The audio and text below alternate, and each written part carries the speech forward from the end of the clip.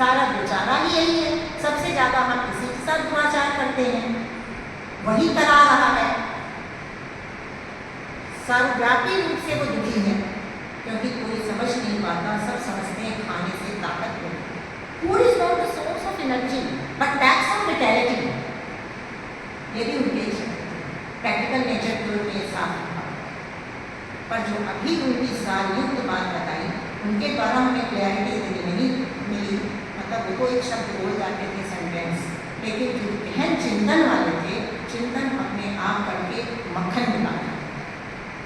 तो ये हमारा मध्य प्रदेश है, अगर ये नरम रहे तो क्या साधु, क्या संत, क्या बालक, क्या बड़ा, सब अपने ही स्वभाव में आजीवन हल्के फुल्के खुशहाल रह सकते हैं। हमारा स्वभाव सिर्फ खुशी का है, सुख का है, हमें हर वक्त खुशी की खुराक खानी है, लेकिन हम क्या खाते हैं? बाहर के द्वारा बताए गए लोगों के अनुसार हम चलना पसंद करते हैं। अरे बाहर तो व्यापार है, जिसका जो व्यापार है तो वही कहेगा भैया ये ले लो, क्योंकि ये व्यापारिक युग है। पंचम काल व्यापारिक युग, दुख से दुख का काल है। तो हमें अपने कान को, अपनी आंख को, अपनी जीवा को, अपनी पंचेंद्रियों को बंद करना है। बंद मतलब हमें उनकी आवाज़ को सिर्फ सुनना है जो अंदर से बोला जा रहा है। हमें कब भूख लग रही है, क्या खाना है, कितना खाना है, कैसे खाना है, कैसे पकाना है। अगर हमारी तवज्जो इस तरफ रहेगी तो जरूर ज्ञान अंतर ज्योति से मिलेगा। स्वामीनाथन जी ये बात भी बहुत बोलते थे कि अगर किसी में विनम्रता हो, श्रद्धा हो, तो ज्ञान माने समझ अंतर ज्योति से मिलेगा। एक ज्ञान तो बहेंद्रियों से मिलता है और एक अंतर ज्योति से मिलता है, जिसको स्वभाव हम कहते हैं, उसको ज्ञान भी नहीं कहना चाहिए, क्योंकि ज्ञान में अहंकार और अभिमान है और स्वभाव में सरलता, सहजता, निर्मलता और भी बहुत सारी बातें हैं जो हमें चाहिए स्वस्थ रहने के लिए।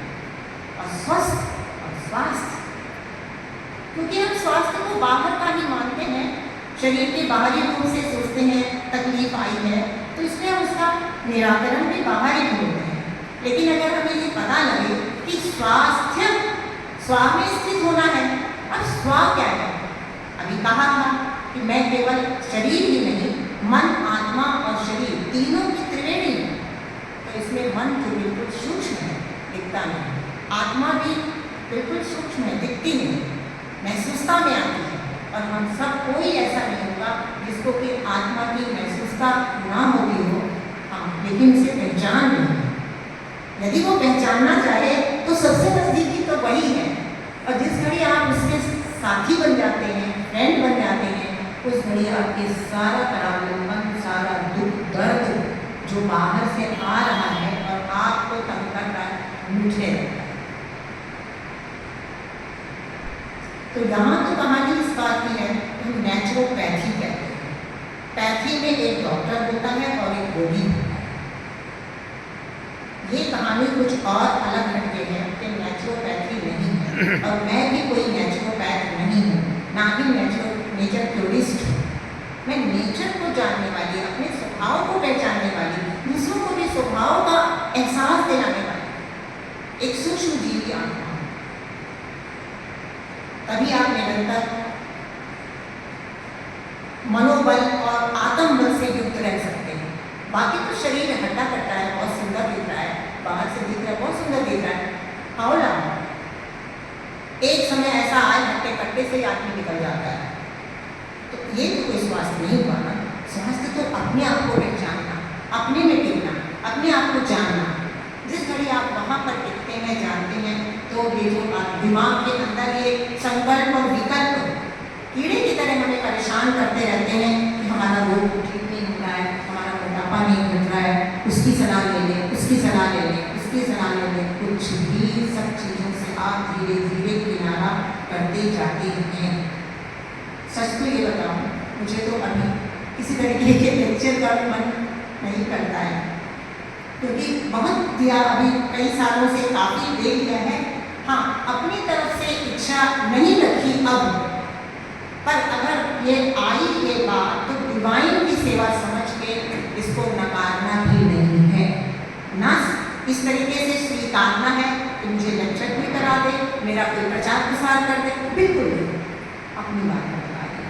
अब ऐसी मेरी स्थिति बन है कि मुझे ऐसा लगता है कि अपने आप में रहना है, अपनी शांति में रहना है, क्योंकि जो काम हम अच्छे कर रहे हैं, अभी भी कर रहे हैं, जिससे हमारे पुण्य का खाता तो बढ़ेगा ही नेचुरली, लेकिन इससे मेरा क्या उद्धार होता है? तो हर आत्मा को अपना भी उद्धार सोचना है, केवल बाहर का ही नहीं कि मैं स्वस्थ हो जाऊं।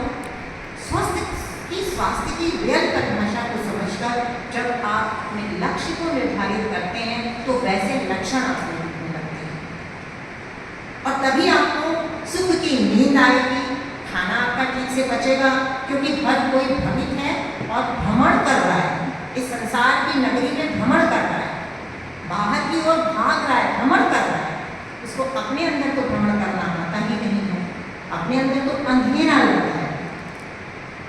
इसलिए वो बुराइयां कर करके, गलत आचरण को अपना के, सदाचरण से दूर हो के अपने को रोगी बनाता जा रहा है, और इसी को कहा जाता है स्वास्थ्य का घटना। स्व के साथ आज के समय में बात भी करो तो लोग नहीं सुनना चाहते कि भाई स्वास्थ्य, हमें भी स्व में टिकना, वहाँ तो अंधेरा है, हम कोई आध्यात्मिक बात नहीं कर रहे हैं, हम स्वाभाविक बात कर रहे हैं, प्राकृतिक बात कर रहे हैं। प्रकृति का यही नहीं कि हरा भरा ये सब दिख रहा है, ये सब भी तो आँख बंद कुछ नहीं दिख रहा है, अपनी प्रकृति तो आँख बंद करके भी दिख रही है, क्या खूबसूरत।